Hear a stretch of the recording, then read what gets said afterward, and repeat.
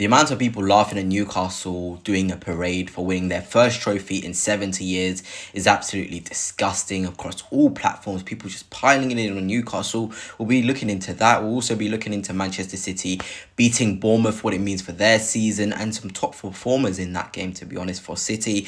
And we'll be looking at the FSG problem as they look to expand Liverpool and buy Malaga. Is their priorities in the right place? We'll be seeing and looking at that.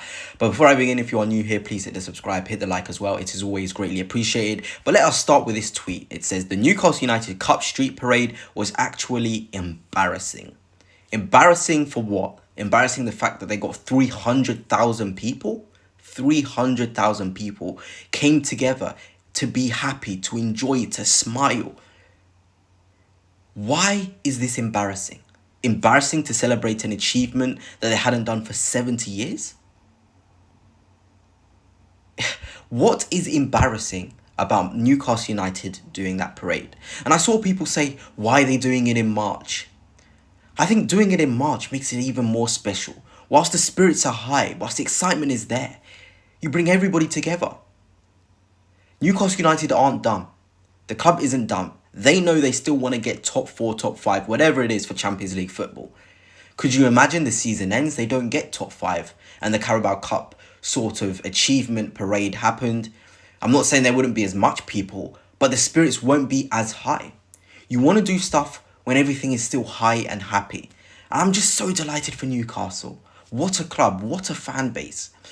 I made one of my first Newcastle videos a couple of days ago, and numbers don't really matter to me, but it was nice to see that they've got a proper community out there on YouTube, proper fans who are willing to interact and give their viewpoints on stuff.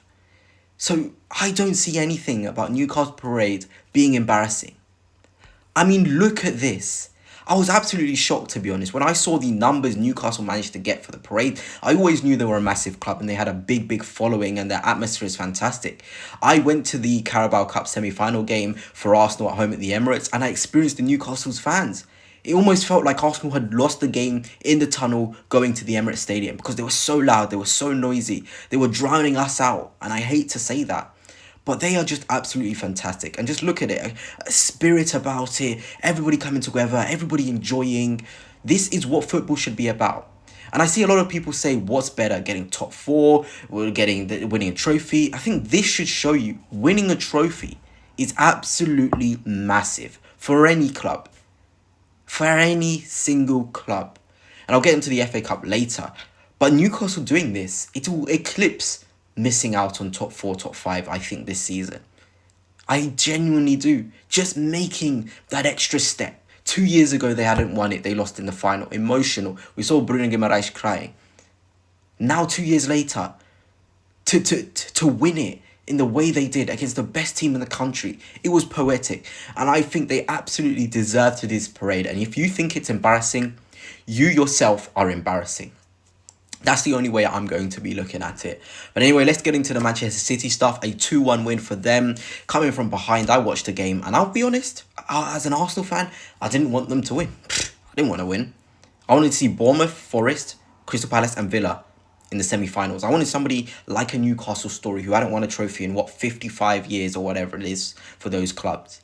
But Manchester City do what Manchester City do. They're in a poor season domestic in the league. They're going to still probably win a trophy, for being honest. Bournemouth is in an easy place. Yes, they haven't won in their last 6 games, but it's never an easy game. I think the way City turned out in that second half with Nico O'Reilly, who I'll talk about, Marmoush's finish, it was credit to them. The changes Pep made, it was like the Pep of old, making the right changes, doing the right rotations in the midfield. Having Gundogan, De Bruyne and Kovacic, I was worried. An average age, I think, of 34 in that midfield against a very excitable team that runs a lot in Bournemouth. I thought, okay, this might be a bit tricky for Pep and Manchester City. But the way they managed the game was absolutely superb. And it gets on to my next point. This kid, Nico O'Reilly. And I mean, England are producing some fantastic fullbacks that played in midfield. Nico O'Reilly, City Academy. Lewis Skelly, Arsenal Academy. Lewis Hall, Chelsea Academy at Newcastle. Those profiles are brilliant. There was a drought for left backs. We were having to play Trippier England at left back. But now you're seeing the amount of quality, the amount of players coming through. It is fantastic. And his influence in the second half, he put City on his back and said, okay, I'm going to change this game. got himself 2 assists, and was absolutely phenomenal. Just look at these stats. I mean, in just 45 minutes played, he got 2 assists, 30 touches, 71 accurate passes, 2 key passes as well, 1 out of 3 accurate long ball, 1 big chance created, won 2 out of 3 of his duels, won 1 out of 2 of his aerial duels. It was a really, really impressive performance, I'll be honest. And it's really lovely to see kids coming through and having top performances and putting a name for themselves. Because Nico and Riley, I think he's one of those players who's been waiting for his chance, like McAtee at City, and he hasn't really got it. He hasn't really got his chance, but he showed what he's all about, and Manchester City are in the semi-final. And this is the semi-final. Like I said, I didn't want to see City in there, but they thoroughly deserved it. They were brilliant in that second half. And I think now they've got to be favourites. Playing Forest, another emotional game for Forest. Can they carry on this fairy tale season? I think they were brilliant against Brighton. Nuno tactically played with those midfielders rather than Hudson-Odoi and Elanga out wide. It worked to a T. Won on penalties.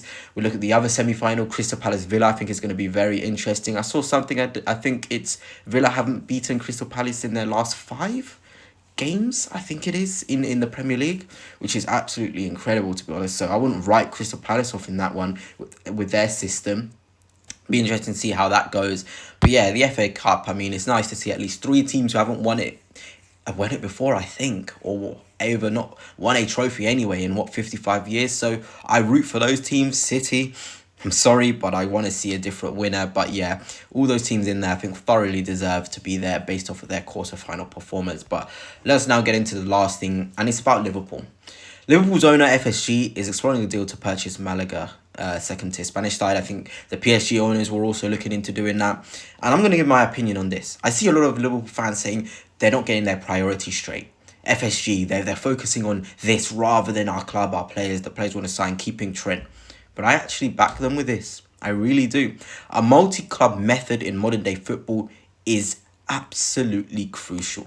We're looking at Manchester City with Girona, the sister club. We're looking at Chelsea with Strasbourg, another sister club. It is crucial. It's a place you can send your players. If you want to sign a youngster but you're not sure about him, you can buy him for your sister club and then get him to come to your club if he does well there.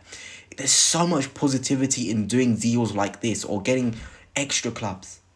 I really do think so. So this idea that Liverpool are making the sort of wrong move, or FSG are making the wrong move, yes, they haven't been great in terms of spending their money. I think it's the right move for Liverpool. If we want Liverpool to be competing year on year on year on year, sustainability is as important as success now. Making Malaga the second club alongside Liverpool is absolutely the move for me. I absolutely back it.